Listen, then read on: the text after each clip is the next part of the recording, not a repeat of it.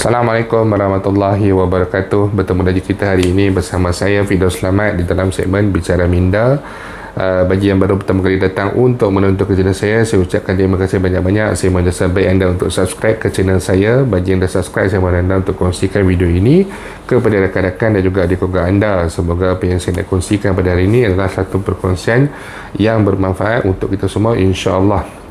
Okey, jadi video ini adalah satu perkongsian ringkas berkenaan dengan JKP 4.0, yang mana JKP 4.0 telah pun boleh mula dipohon bermula pada 15 Julai 2021 sehinggalah kepada 31 Julai 2021. Ada tempoh selama 16 hari untuk membuat permohonan. Siapa yang layak untuk membuat permohonan?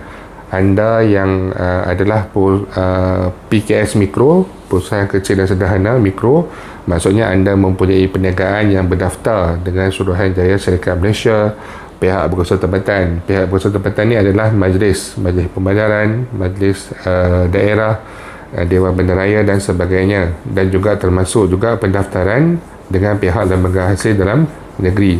Jika anda menjalankan perniagaan dan anda mempunyai pendaftaran dengan salah satu daripada tiga agensi ini, dan juga anda bukanlah penerima JKP 1, JKP 2 dan JKP 3, anda adalah layak untuk membuat permohonan bagi JKP 4.0. Selain daripada itu, pendapatan tahunan anda juga haruslah tidak melebihi RM300,000 dan anda mempunyai pekerja tidak melebihi daripada 4 orang, tidak termasuk pemilik, tidak termasuk anda sendiri. Maksudnya 4 orang pekerja termasuk anda, jadi 5 orang. Itu adalah maksimum yang dibenarkan. Okey, salah satunya dan juga lesen untuk pendaftaran tu tadi, SSM, lesen dengan PBT, dengan lembaga hasil dan sebagainya, haruslah masih lagi aktif. Okey, dan juga perniagaan anda termasuklah juga dengan lesen yang tadi. Perniagaan anda juga haruslah masih lagi aktif. Janganlah perniagaan tu tidak ada, dah beberapa tahun tak buat tapi dia ada renew lesen. Jadi kalau kata pihak agensi yang berkenaan ada membuat inquiry, ada membuat semakan dan mendapati anda tidak lagi melakukan sebarang perniagaan, contohnya 2-3 tahun tak renew lesen dan sebagainya, jadi kemungkinan besar permohonan JKP anda tidak akan diluluskan.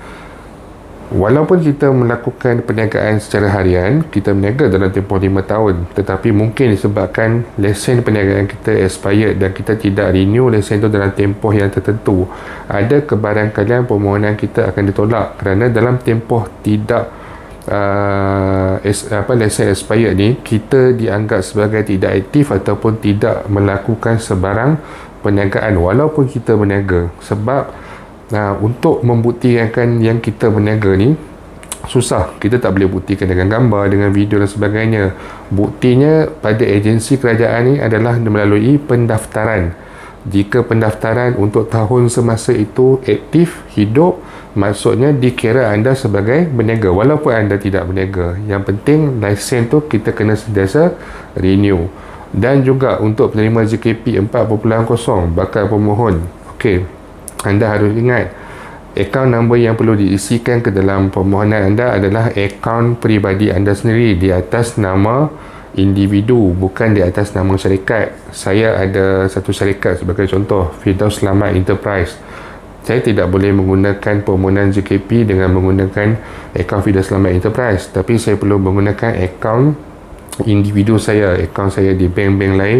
Akaun Firdaus Selamat ni saya perlu gunakan akaun individu di bank lain bagi melayakkan saya untuk mendapat pembayaran JKP. JKP harus dimasukkan, syarat dia harus dimasukkan ke dalam akaun personal, bukannya ke dalam akaun syarikat, bukan dalam akaun enterprise, bukan dalam akaun partnership, ataupun bukan juga dalam akaun sendirian berhad. Okey, itu berkenaan dengan JKP 4.0. Di samping itu saya nak selitkan sedikit juga bagi penerima JKP di bawah Pemekasan Plus. Okey, bayaran telah pun dibuat bermula pada 12 Julai. Malah ada yang menerima lebih awal lagi bagi mereka yang menggunakan akaun CIMB Bank.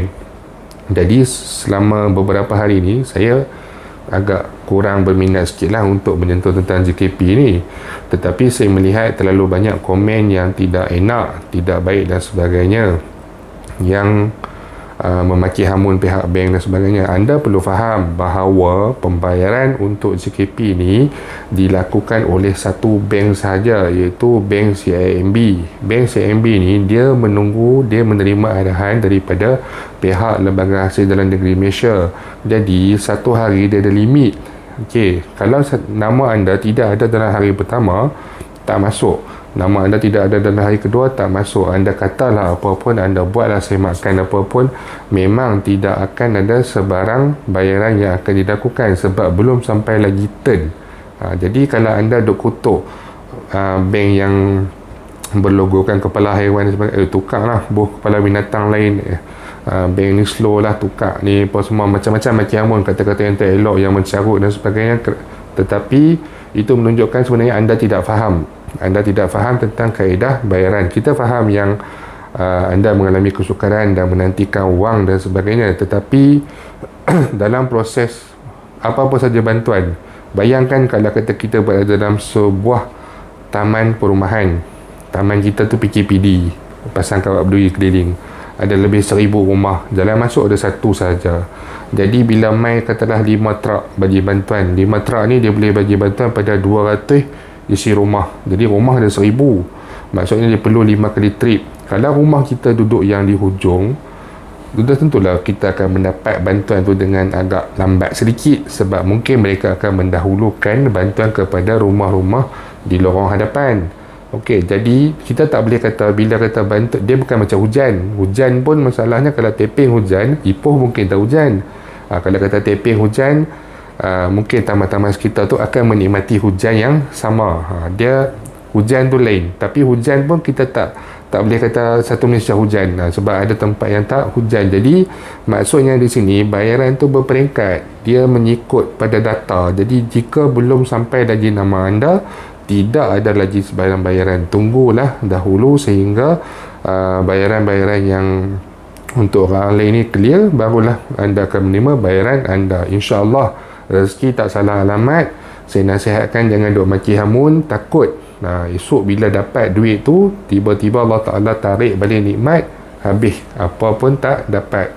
Set dia kata Tuhan nak uji kita, mungkin lupa, kita kupur pada nikmat, kita tidak bersyukur, sedangkan diuji kelewatan mungkin 2-3 hari, elok duk maki hamun semua, bila dapat habis set dia boleh tarik. Jadi itu saja peringatan saya untuk anda semua yang sedang menantikan bayaran. Bersabar. Pada mereka yang memaki hamun, saya menasihati anda untuk lebih bersabar, faham sistem bayaran dan sebagainya. Kita berangkat kesusahan, tetapi sabarlah, anggap ini sebagai satu ujian. Itu saja untuk hari ini perkongsian berkenaan dengan JKP.